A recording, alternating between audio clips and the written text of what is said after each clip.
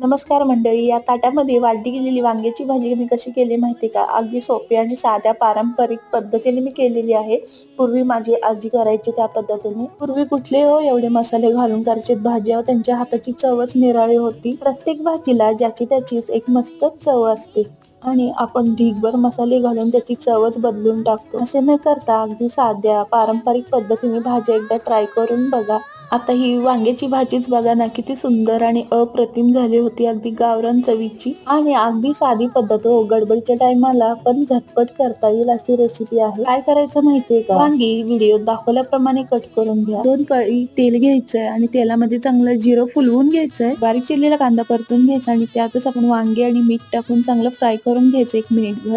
प्रोसेसमध्येच वांगी आपली मस्त शिजतात आणि वांग्याच्या आतपर्यंत मीठ मस्त मुरताना वांगी चवीला खूप छान लागतात. याची प्रोसेस व्हिडिओमध्ये दाखवल्याप्रमाणे करा. तर व्यवस्थित व्हिडिओ मी अपलोड केला आहे.